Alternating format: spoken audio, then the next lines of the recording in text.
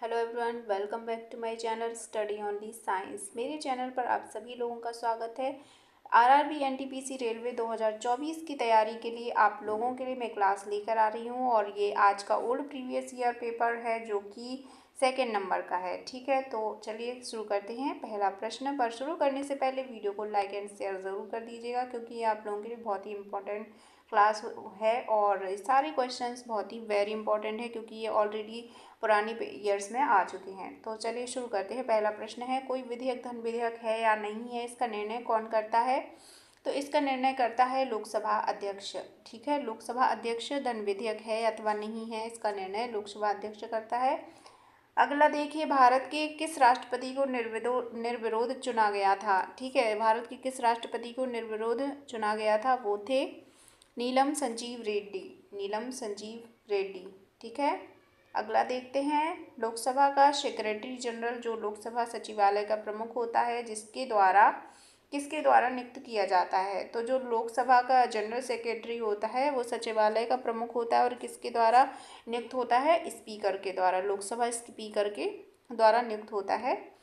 उपराष्ट्रपति का कार्यकाल जो है कितने वर्ष का होता है, ये पूछा गया है। तो उपराष्ट्रपति का कार्यकाल गाइस 5 वर्ष का होता है। कितने वर्ष का? 5 वर्ष का कार्यकाल होता है। अगला देखते हैं, राष्ट्रपति लोकसभा के 2 सदस्यों को निम्न में से किस वर्ग को प्रतिनिधित्व देने के लिए नामित कर सकता है? यानी कि जो राष्ट्रपति है वो लोकसभा में 2 सदस्यों को किसी वर्ग के लिए प्रतिनिधित्व कर सकता है। तो वो वर्ग कौन सा है? वो है एंग्लो इंडियन। ठीक है, एंग्लो इंडियन को नियुक्त कर सकता है राष्ट्रपति। अगला देखते हैं, चंगेज खां के अधीन मंगोलों ने भारत पर किसके शासनकाल में आक्रमण किया था? ठीक है, तो चंगेज खां जो है उसने किसके शासनकाल में भारत पर आक्रमण किया था? तो किसका शासनकाल चल रहा था? इल्तुतमिश का। ठीक है, इल्तुतमिश का शासनकाल में आक्रमण किया था चंगेज खां ने। अगला देखते हैं, हंटर आयोग की नियुक्ति क्यों की गई थी?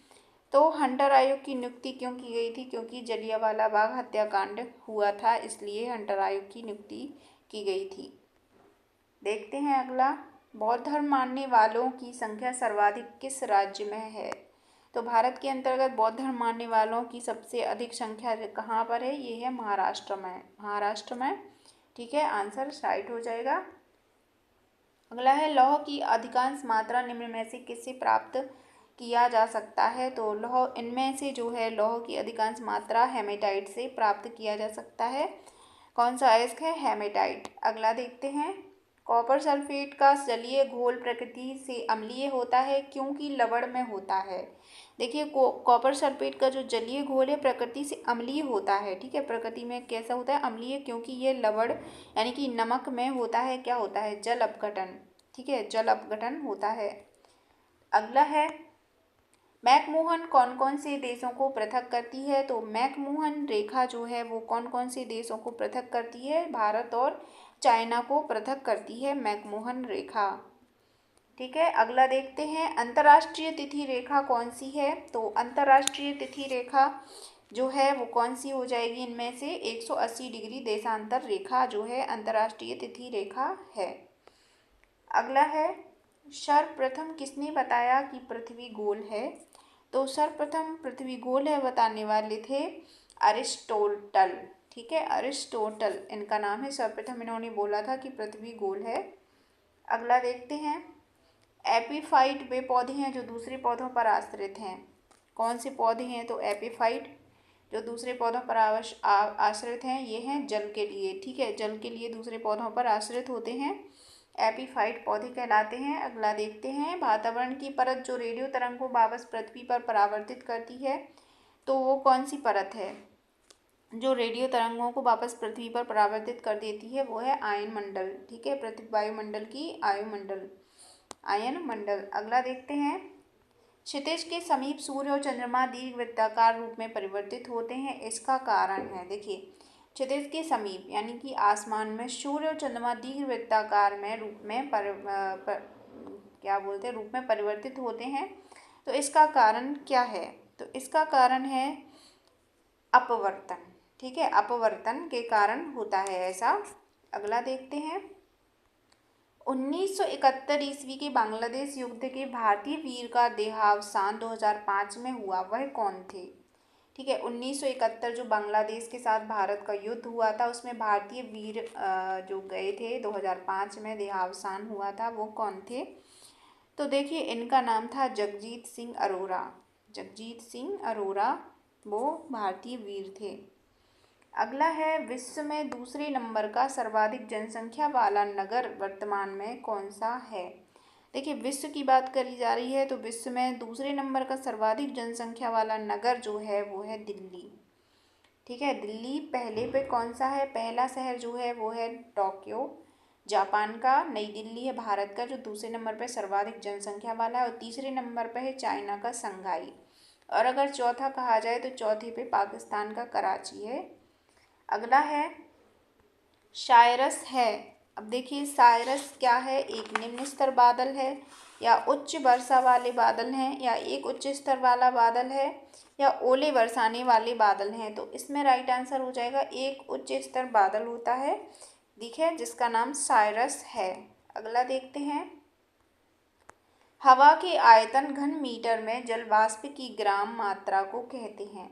हवा के आयतन में यानी कि घन मीटर में है ये आयतन में जल वाष्प की मात्रा को कहते हैं, और मात्रा कितने में होती है? ग्राम में। तो इसे क्या कहेंगे? तो इसे कहते हैं आपेक्षिक आर्द्रता। क्या? आपेक्षिक आर्द्रता कहते हैं। अगला है, चंद्रमा की सतह पर क्या द्रव्यमान एवं भार कम होता है कि द्रव्यमान वही रहता है, केवल भार कम होता है? हाँ, तो ये राइट आंसर हो जाएगा कि द्रव्यमान उतना ही रहेगा, बस भार कम हो जाता है चंद्रमा की सतह पर। ठीक है, अगला देखते हैं, मुख्यतः हिमालय के क्षेत्र में चट्टानें होती हैं, तो कैसी होती हैं? मुख्यतः हिमालय के क्षेत्र की चट्टानें परतदार। ठीक है, परतदार होती हैं। अगला है, शिवालिक की पहाड़ियाँ इनके बीच फैली हैं। शिवालिक की जो पहाड़ियाँ हैं वो किसके बीच फैली हैं? ये पूछा है, तीस्ता और पोतवार बेसिन के बीच फैली हैं। याद रखना, शिवालिक पहाड़ियाँ तीस्ता और पोतवार बेसिन के मध्य फैली हैं। अगला है, कर्क रेखा निम्न राज्यों में से किस एक राज्य से होकर गुजरती है? तो इनमें से जो है, जो कर्क रेखा है वो निम्न में से किस एक राज्य से होकर गुजरती है? तो वो है झारखंड। ठीक है, टोटल कर्क रेखा भारत के 8 राज्यों से होकर गुजरती है, उनमें से एक झारखंड है, और ये ऑप्शन में राइट आंसर हो जाएगा। अगला है, निम्न में से कौन सा कार्बनिक पदार्थ नहीं है? तो निम्न में से कार्बनिक पदार्थ जो है वो कौन सा नहीं होगा? संगमरमर या कोयला या टिन स्टोन या फिर स्लेट पत्थर। तो इनमें से कार्बनिक पदार्थ नहीं होगा टिन स्टोन। ठीक है, बाकी कार्बनिक पदार्थ हैं। अगला है, पृथ्वी के भूपृष्ठीय स्तर को इस नाम से भी पुकारते हैं। तो पृथ्वी के भूपृष्ठीय स्तर को किस नाम से और जानते हैं? सियाल, सीमा, मोह या निफे? तो इसे सियाल भी कहते हैं। ठीक है, पृथ्वी के भूपृष्ठीय स्तर को सियाल कहते हैं। नेक्स्ट है, निम्नलिखित में से चावल कौन से क्षेत्र की एक सर्वप्रमुख फसल है? ठीक है, तो कौन से क्षेत्र की एक सर्वप्रमुख फसल हो जाएगी? चावल उष्णकटिबंधीय मानसून क्षेत्र की। ठीक है, उष्णकटिबंधीय मानसून क्षेत्र की चावल सर्वप्रमुख फसल होगी। नेक्स्ट है, 2005 में औषधि विज्ञान के लिए किसे नोबेल पुरस्कार दिया गया था? वर्ष 2005 में औषधि विज्ञान के लिए किसे नोबेल पुरस्कार दिया गया था? पुराना पेपर है, उसका प्रश्न है, और ये पूछा भी जा सकता है। बैरी जे मार्शल को दिया गया था। बैरी जे मार्शल उनका नाम था, याद रखना।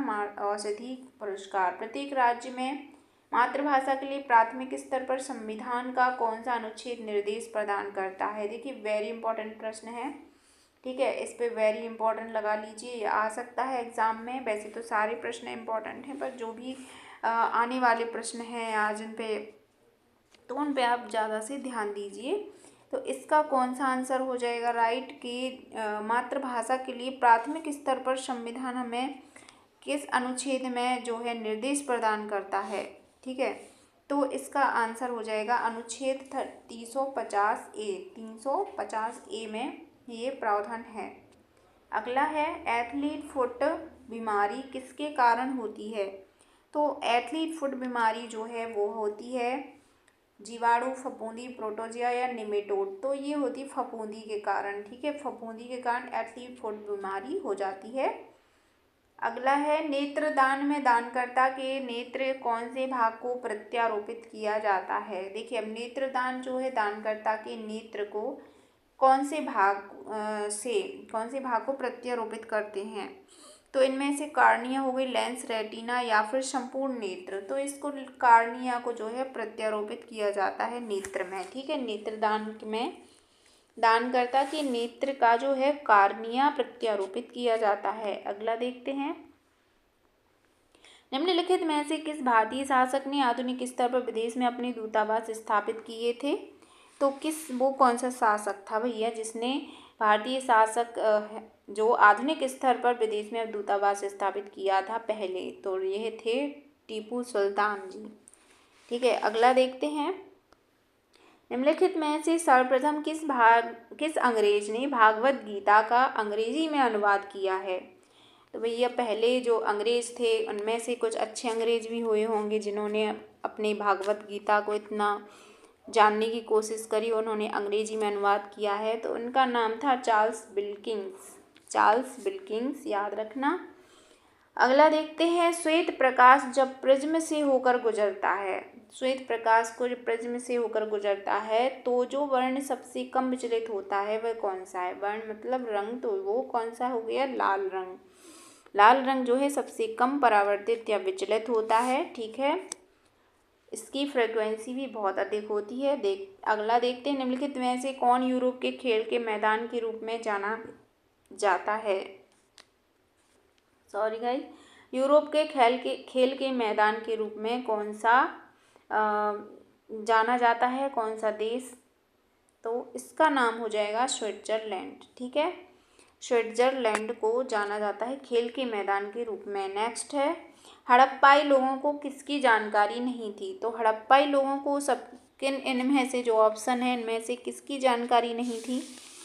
तो उनका नाम था भैया कुम्हारों का चाक, इसके बारे में इन्हें जानकारी थी। आग की जानकारी थी, गेहूं की जानकारी थी, बस लोहा की जानकारी नहीं थी, ठीक है। जो लोहा धातु है इसकी जानकारी उन्हें नहीं थी। उनका पहला यूज़ किया हुआ जो था क्या बोलते अयस्क या फिर आप कह लीजिए बर्तनों में जो यूज़ करते थे तो वो तांबा था, ठीक है। तांबा को उन्होंने सबसे पहले यूज़ किया हुआ था, अगर देखा जाए तो आदि मानव के प्रश्न में भी आता है, ठीक है। तो सबसे पहले इंसान ने तांबे के ही यूज़ किया था, तांबा धातु का, हाँ धातु रिकॉल नहीं हो रहा था, धातु, ठीक है। तो ये लोहा धातु का इन्होंने यूज़ नहीं किया था ऑप्शन में से। अगला प्रश्न है, हड़प्पा कालीन सभ्यता का विशाल कोठार यानी कि अनाज संग्रह करने का स्थान को कोठार कहते हैं, कहाँ मिला है। तो ये कोठार जो है ये कहाँ मिला था, मोहनजोदड़ो में, ठीक है, मोहनजोदड़ो में मिला है। नेक्स्ट है, गेहूं का समर्थन मूल्य घोषित करने का मुख्य उद्देश्य है। क्या उद्देश्य है गेहूं का समर्थन मूल्य घोषित करने में। तो देखिए इनमें से जो है एक निश्चित अवधि के बाहर मूल्य गिरावट की जांच करना, ये भी नहीं हो सकता। उपभोक्ता के अधिकार की रक्षा करना, बाहरी देशों को कम मूल्य पर गेहूं भेजना, इनमें से कोई नहीं, ये इसका राइट आंसर हो जाएगा, ठीक है। गेहूं का समर्थन मूल्य घोषित करने का ये उद्देश्य नहीं हो सकते। नेक्स्ट है, हरित क्रांति ने मुख्यतः किसे प्रभावित किया है। तो हरित क्रांति जो थी उसमें निम्न में से किसे प्रभावित किया था, अनाज को, ठीक है, अनाज को अधिक प्रभावित किया था।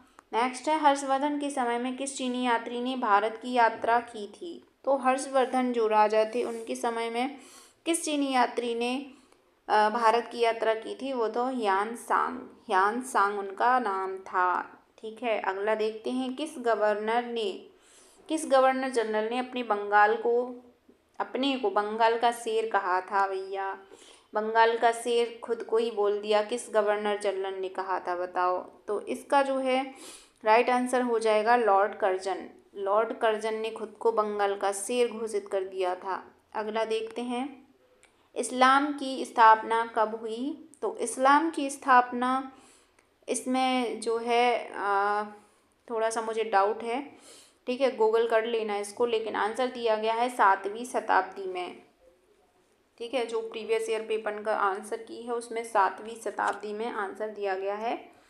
तो तो इस्लाम की स्थापना 7वीं शताब्दी में। नेक्स्ट प्रश्न देखते हैं, ध्वनि की पिच तीक्ष्णता का निर्धारण होता है, किससे होता है?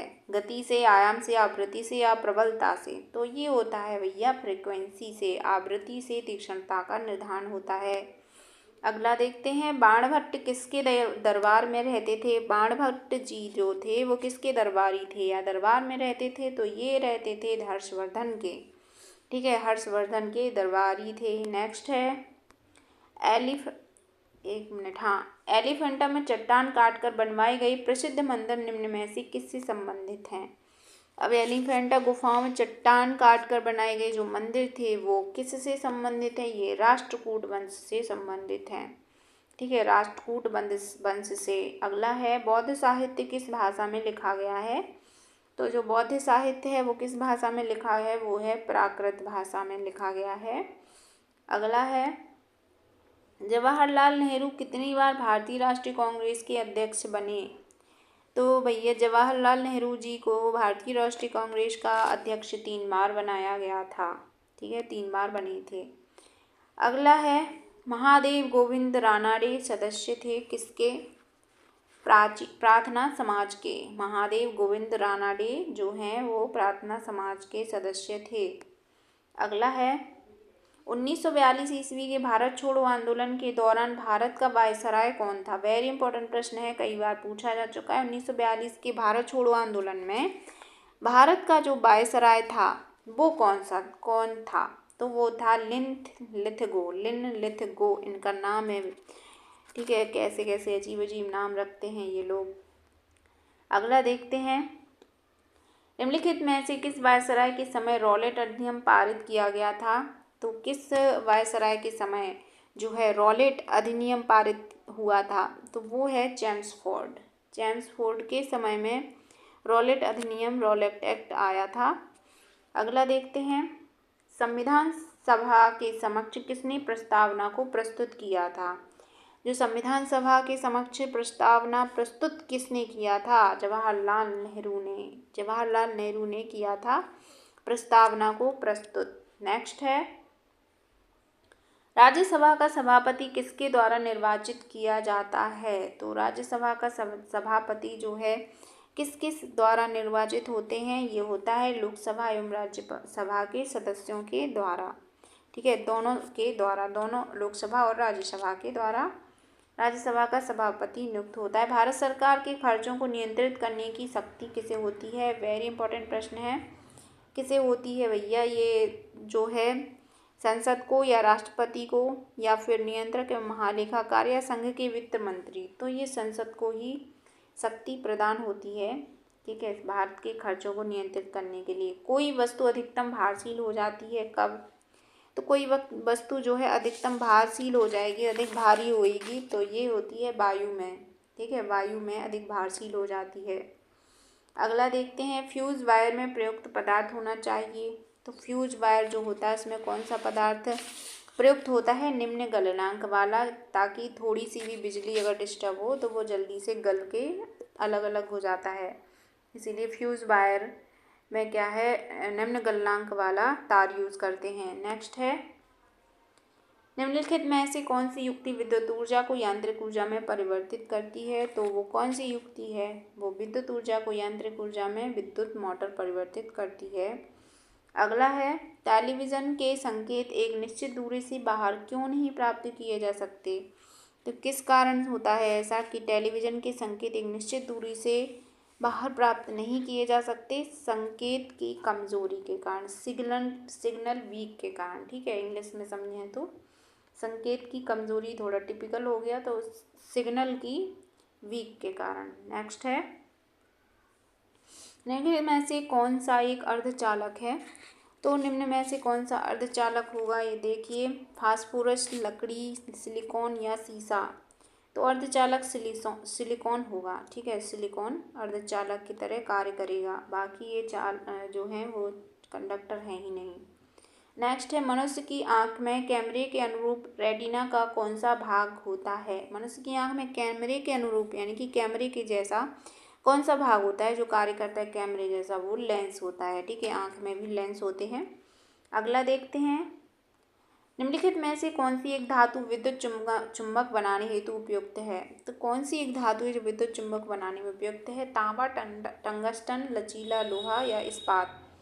तो उसका नाम है लचीला लोहा। इसको चुंबक बनाने में यूज़ किया जा सकता है, उपयुक्त होता है। तो गाइस ये थी आज की हमारी क्लास। प्रीवियस ईयर क्वेश्चन के लिए आप लोगों को अलग से कहीं भटकने की ज़रूरत नहीं है। इसके साथ साथ आपको करंट अफेयर्स और जो प्रीवियस ईयर क्वेश्चन पेपर हैं बहुत सारे मैं आपको ऑलरेडी करवा रही हूँ और करवा भी दूँगी। जब का आपका एग्ज़ाम आएगा काफ़ी सारी तैयारी आपकी इसी से हो जाएगी। ठीक है, तो मिलते हैं अगले वीडियो में। इसी तरह मेरी साथ देती रहिए, हेल्प करिए वीडियो को लाइक करके। बस इतना ही मुझे आप लोगों से चाहिए, क्योंकि ये स्लाइड बनाने में, आप लोगों के लिए क्लास रिकॉर्ड करने में बहुत टाइम जाता है। तो मेरी मेहनत के लिए मैं सिर्फ इतना ही चाहती हूँ कि आप लोग एक वीडियो को लाइक ज़रूर करें। अगर आपको वीडियो अच्छी लगती है, प्रश्न अच्छे लगते हैं, समझ में आते हैं और आपकी जो भी क्वेरी है तो आप मुझे कमेंट कर सकते हैं, या फिर कोई कमी लगती है तो मुझे कमेंट करके बता सकते हैं। मैं ज़रूर से अपनी क्वालिटी को इन्हेंस करने की कोशिश करूँगी और आप लोगों के लिए बेहतर से बेहतर टॉपिक्स एंड क्वेश्चंस को लाऊंगी जो आप लोगों के लिए हेल्पफुल रहेंगी। मिलते हैं अगली क्लास में।